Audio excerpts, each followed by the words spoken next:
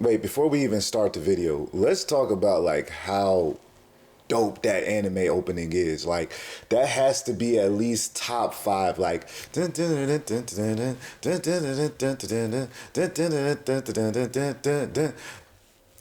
just hit a little different. Like that opening, it's fantastic. So anyways, if you ever had the pleasure of being an anime fan in the 2000s, you would have heard of a show called Code Geass, which is probably one of the most melodramatic animes of its time, and oddly had a heavy Pizza Hut sponsorship.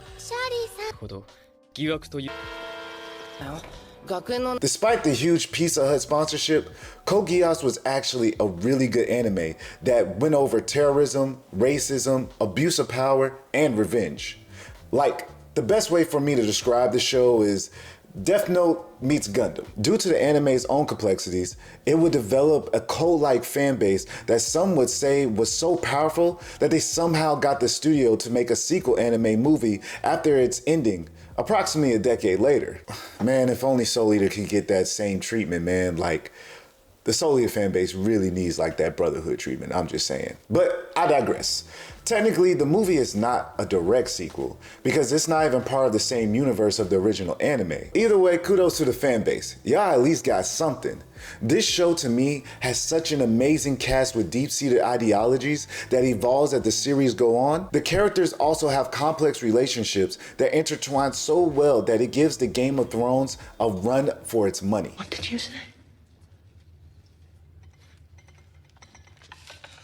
What did you say? Characters like Lelouch, Cornelia, C2, and Kallen all embody these things I said earlier. Each one of them deserved their own video, but the person I wanted to speak about today is Suzaku Kururugi.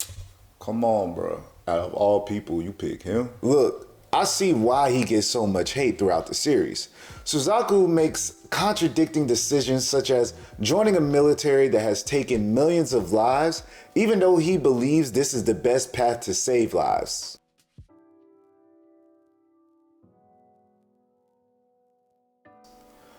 Yeah, the more I think about it, the guy was unbelievably naive, but I think that was the point of Suzaku. You see, Suzaku acts like most shonen protagonists, highly optimistic, believing that they could change the world as long as they have an intense work ethic. But since Suzaku is not the main character, we are not looking through his lens, and instead the more pragmatic Lelouch. From his point of view, we can see just how impractical and even childish the optimism that many of our favorite shonen protagonists have. Which is why, even though Suzaku makes many bad decisions, he is relatable. Like meaning shonen protagonist, he struggles with his morality, which complexes his character to the point that it redeems his shortcomings. Suzaku seems like he was very chaotic, Arrow. Chaotic. Yeah, that's the perfect word to describe him, because he was definitely unreasonably optimistic, especially in the first part of the series. His chaotic personality is not the only thing about Suzaku I want to explore. In this video, I will be analyzing the many contradictions of Suzaku and examine how these contradictions drove his motives throughout the story. So, if you don't know who I am, my name is Arrow, and this is my space. So come in and be my guest while we discuss the complexities of Suzaku's many contradictions. Just like most people, we need to look at how Suzaku's childhood was to understand the reasoning behind his motives during the series. Suzaku was born to the Japanese upper class with his father being the Prime Minister of Japan. Due to his father being the Prime Minister, he would house the exiled political prisoners, the Prince and Princess of Britannia, Lelouch and Nunnally. All three children would be around the same age, and at first, the relationships would start off a bit hostile. No surprise, since Britannia was raging war everywhere and Japan was looking like they were next on the chopping block. Despite this, Suzaku would start to develop a deep friendship with both siblings. Unfortunately, good times can't last forever, and even though Japan had the Prince and Princess as political prisoners, the Emperor of Britannia still decided to invade Japan, causing significant casualties. Suzaku with Lelouch saw many dead bodies of the Japanese people. These images will be cemented into the minds of both young men, driving them later throughout the series. After the invasion, Lelouch and Nunnally would be sent back to Britannia, and the war between Japan and Britannia will begin to get pretty one-sided. Suzaku's father at this point knew where this was heading and would decide not to surrender and instead have Japan fight to the bitter end. Suzaku, being a child who had seen many dead bodies of his people, did not want Japan to lose any more citizens to his father's fight to the bitter end mentality. Due to Suzaku not wanting to see his people completely annihilated, he decided to fatally stab his father, thinking that this would stop the war and keep his people from being killed. See, this is what I be talking about. That boy was an op since birth. I understand the sentiment. As an adult, I know this is a terrible decision, but to play devil's advocate, from a child's perspective, it's not that crazy of a decision if you think about it. From Suzaku's standpoint, he believes that if his father is sending more of his people to die and there is nothing worse than death, then I can see how a kid can come to the conclusion to get rid of the person who is sending more and more of their people to die. Because of Suzaku's limited understanding of the world at this point in his life, subjugation to him is better than death. In his mind, he believes that you can maybe one day get out of this situation, but you can never do that if you're dead. Throughout the series, we see that belief may be too simple, because some will argue that there are things out there possibly worse than death. Suzaku, after killing his father, will have his murder covered up by the adults around to protect him. They will come up with the story that the Prime Minister committed some self-deletion. This will lead to the downfall of Japan to Britannia, causing Japan to lose its identity, being renamed to Area 11. Look, kid or no kid, Buddy is an op with a capital O. Big bruh, please. He was only a child. How could he process such things? See, and this is why kids ain't supposed to be in grown folks' business. If he's old enough to pick up a gun, then he's old enough for the consequences after. Like I said earlier, I'm not trying to change how you feel, big bro. Just adding more context to Suzaku's decisions. When we see Suzaku in the beginning of the main storyline, we find out that he joined Britannia Army and has the status of an honorary Britannian. His friend Lelouch is baffled and will later try to persuade him as his Persona Zero to join him in his goal to destroy Britannia. Suzaku denies this invite and gives a brief insight on his ideology. Britannia you serve is a worthless dominion. Maybe that's true, but this nation, it can be changed for the better, and from within. And any ends gained through contemptible means aren't worth anything. Rules are rules, and if I don't go, they'll start cracking down on 11s and honorary Britannians. But you'll die! I don't mind. When Suzaku says this, I just imagine characters like Naruto in Part 1 saying a statement like this with such optimism in their eyes. His sense of justice is honorable, but yet it seems to be a little too black and white for me. His belief on changing the system from within is also not a bad one, but has a bit of holes in it. He also wants to keep many people alive as possible and shows us his conviction when he says that he doesn't care if he dies in the process to achieve this goal. These are the core principles of Suzaku that drives the character, but right out the gate, you see some of the contradictions. He says he wants to save lives, but he's become a part of a military that is killing millions. However, to play devil's advocate again, Suzaku probably believes that if he plays by the rules and moves up in the ranks, he can get to a position where he calls the shots and can prevent more Japanese from being killed than if someone else was in that position. To be honest, it makes sense. If someone is going to be in the position, it might as well be someone that wouldn't kill Japanese people without a second thought. Even so, why didn't Suzaku join Zero? He showed that he was not trying to kill people and pulled off this going against the government without any lives being harmed. Well, like Suzaku said, his actions will just cause the government to react with harsher penalties towards 11s. Yes, now Japanese people are referred to only a number because, you gotta dehumanize people to properly subjugate them. Even if you disagree, you can understand why Suzaku believes this, especially since he saw so much death at the tender age of 10. This trauma drives his wants to not see people killed, especially when there is little to no chance of them winning a battle. Suzaku knows what Britannia can do, and he is not willing to join a terrorist group that he believes will do more harm than good. Post this, we see Suzaku future waifu Euphemia suggesting him to enroll into the same school as Lelouch. During the initial part of him joining the school, Suzaku has other Britannia students worried, wondering why 11 is enrolled at their school. Many of the students speak of him like they are seeing a rat in the school lunchroom. Things get pretty bad for Suzaku to the point that someone spray paints "Go back to your ghetto, 11" on his shirt. I wanted to highlight this because I don't want you to think Suzaku was absolved from facing the prejudice of Britannia. Even though he is an honorary Britannian, the world around him still sees him as nothing more than a lowly 11. Despite this, because he wants to change the system from the inside, he just ends up taking it in stride, trying to follow the rules to let people know that 11s are good people. Of course, bro will be out there talking about, I'm one of the good ones. As time goes on, he becomes friends with students at the school and he starts to move up in the ranks in the military due to his achievements. While all these great things are happening for him, he's placed into a trap by Lelouch as Zero to be recruited to his cause. Suzaku again denies this request, saying that any results gained by deplorable means is worthless.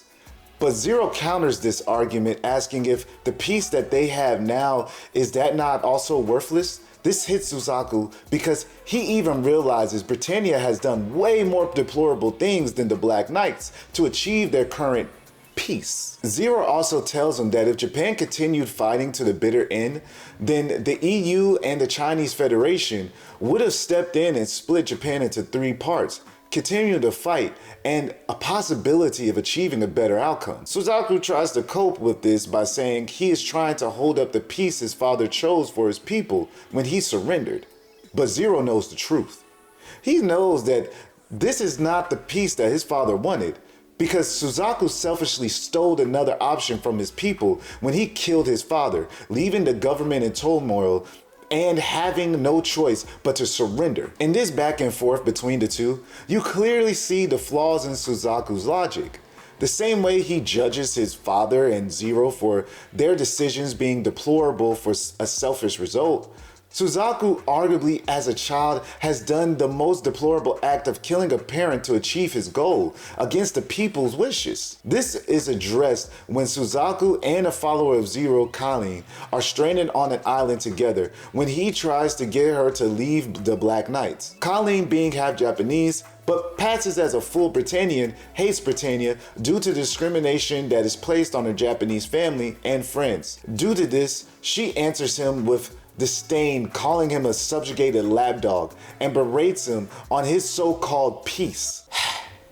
Harsh words, but she may be right here. Yeah, sometimes it takes harsh words to make someone realize another's perspective. To Kallen, she would rather be dead than to be subjugated by a society that wouldn't even see her as a person if they knew of her Japanese heritage. Suzaku tries his own little talk no jutsu to pursue her. He says he doesn't want her to give up, but what do you gain when you get results through despicable means? Just regret and deep emptiness that has nowhere to go. When Suzaku says this, I believe he is referring to himself when he killed his own father. Suzaku may be childish, but he isn't dumb. He realizes that what he did was selfish, and that is why he is hell-bent on atoning for what he has done by bringing peace the proper way. Kallen, however, still rejects this by asking, then what higher purpose does the death of her brother serve? Who gets to sit in judgment? Who gets to say who is right or wrong? Suzaku has no answers for this because he can't. Suzaku has to realize that he places all this judgment on Zero and the Black Knights for the way they do things to fight against oppression, but continuously not address the atrocities the government he works for does for conquest. He keeps saying play by the rules, but how can you win in a rigged game? Suzaku has to keep ignoring this. He has to believe death is worse than constant subhuman treatment, because if not, then this decision that he made as a child would clearly be considered wrong. He would be facing reality that he played a part in his people's subjugation. So can we finally say that Buddy is a trash panda? Well, calm down, Dr. Umar. Let's try not to use derogatory language. Well, big bro, maybe I can get you to have a little sympathy for Suzaku after this next part. As we reach the end of the first part of Code Geass, a major life-changing event happens for Suzaku. During a ceremony when Euphemia was announcing the Special Administrative Zone of Japan, she was accidentally ordered by Lelouch's uncontrollable Geass to kill all the Japanese. Due to this, Euphemia ends up ordering the murder of Japanese citizens in the stadium, causing her to be put down by Lelouch to much of his regret. Suzaku, being extremely in love with her, was distraught by this, and his motivation to capture Zero morphed from just a means to now wanting to kill him out of hate. Suzaku, at the climax of the season, finds out that Lelouch is secretly Zero. Disappointed but not surprised by this revelation, the two get into a heated exchange, shooting at each one another. They both miss, but Suzaku subdues Lelouch, capturing him and bringing him to his father, the Emperor. Due to this, Suzaku has been knighted by the Emperor to the elite unit called the Knights of the Round. Him losing his shawty is no excuse for being a trash panda, but I do feel sorry for him a little bit, cause that joint crazy. After all the events that happened to him in part 1, Suzaku has become more callous in part 2. What once was a young man that believed in a naive sense of justice that can save his people from oppression would now go awry and become more hypocritical than he was previously in his beliefs. In the second part of the series, Suzaku has fallen so deep in hypocrisy that at this point, it's laughable. This is the first scene in the second episode of the season when the Emperor tells him of his plans to kill God. Place. Is it a shrine? No, it's not. This is a weapon for destroying God. At this point, any hope of you changing things from the inside should have died right then. There is no reasoning with a person whose goal is to kill God. Even if Suzaku works his way up, it would not matter because he lives in an empire and whatever the Emperor wants to happen will happen. At this point, Suzaku should have realized this is a madman and trying to work his way up would be pointless. But no. Because Suzaku can't accept his plan was a failure from the start, he ends up still trying because he is blinded by hate at this point. Hate that Lelouch killed Euphemia. Hate that the rebels are fighting against Britannia's tyranny, making it harder for him to show 11s can follow the rules. And his ultimate hate in himself for betraying his people when he killed his father, causing them to fall into subjugation. As the season goes on, Suzaku becomes more reckless when Zero comes back after Lelouch regains his memories. He would get so bad that he was prepared to drug Kallen with the same drug created by Britannia to subdue the Japanese. Also, he can get answers about Zero. This is so contradicting to his stance by not using the ends to justify the means that even he stopped himself. So what you're saying is that he was about to use a drug that was made by Britannia for the sole purpose of subduing his people, the Japanese? Boy, you gotta be kidding me. Yeah, this guy seriously lost the plot. Oh no, the mental roller coaster keeps going. When he is losing a battle to Kallen that was leading to his end, and due to the Geass command Lelouch placed on him to keep living, against his will, he fires the flare weapon, killing approximately 10 million people directly. After this, Suzaku reflects alone, knowing all the lives that has been lost, begins to laugh maniacally.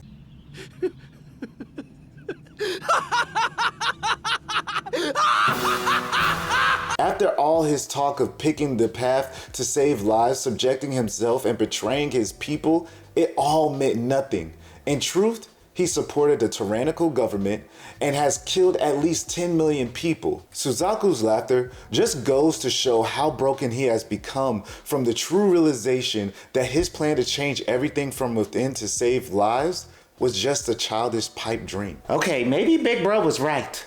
This guy has seriously lost it. Yeah, this state of madness leads him on a crash-out mission where he tries to take on the strongest knight one-on-one in his pursuit to assassinate the Emperor, which would end up with his ass handed quickly. Like, brother, what were you thinking? It was not going to end well. Although a dumb decision, this did cause him to stumble into C2, allowing him to follow Lelouch into C's world to confront the Emperor. Lelouch is seen speaking with the Emperor and looks like he was about to give up on his plan until Suzaku asked him, what is the reason he wanted to control the world? Lelouch reflects on this, then proceeds to reject the Emperor's plan due to it creating a stagnated world, destroying individual growth. This is something he cannot accept because it would prevent a world of change where the individuality of each person is considered like what his sister Nunnally would want. This is the moment when Suzaku truly understands that he and Lelouch want the same thing. Lelouch ends up destroying the Emperor, putting an end to their conflict.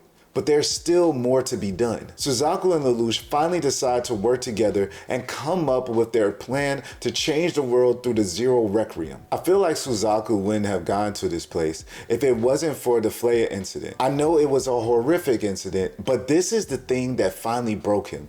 It broke the lie he's been telling himself that killing his father was the best option, and it allowed him to see the ridiculousness of him saying he's saving lives while working for a mad emperor. At the end of the show, Suzaku and Lelouch enact their plan with making Lelouch the new evil tyrannical emperor and Suzaku becoming Zero, the hero who kills the evil emperor Lelouch. This brings the world together to send all their hate towards Lelouch, allowing them to focus on more important things other than fighting each other after he is dead. Even though I wouldn't say this was a happy ending, that doesn't prevent it from being one of the most satisfying endings to a show and even to Suzaku's character arc. I know I might have come off a bit harsh at times on my thoughts on the character's actions, but that doesn't mean I hate Suzaku. On the contrary, I actually think Suzaku is a great foil for Lelouch and contributes considerably to the story. Sure, he's annoying at times and contradicts a lot of his ideas, but if you haven't pieced it together, Suzaku clearly shows signs of having Stockholm Syndrome. Hold on, Arrow. Let me explain this one. Stockholm Syndrome is a survival psychological response that causes victims of abuse to develop positive feelings and loyalty towards their abusers. Human beings will try their best to survive, and in this situation, either consciously or unconsciously, they are trying to de-escalate the violence happening to them by making their abuser feel righteous about their conduct. Thank you for the explanation, Professor. As you can see from the definition, Suzaku displays this consistently throughout the show. Knowing this makes me feel pity for Suzaku and less disdain. Suzaku is a victim of a violent oppressor, and him looking past the actions of his oppressor and giving loyalty to Britannia, it is no different at all from what many victims of abuse do. The same contradictions that you see in abuse victims who stay loyal to their abusers, you see all those same contradictions in Suzaku. I like the character Suzaku in the show because he exhibits to the audience how some people think when they are experiencing oppression. Not everybody chooses to resist.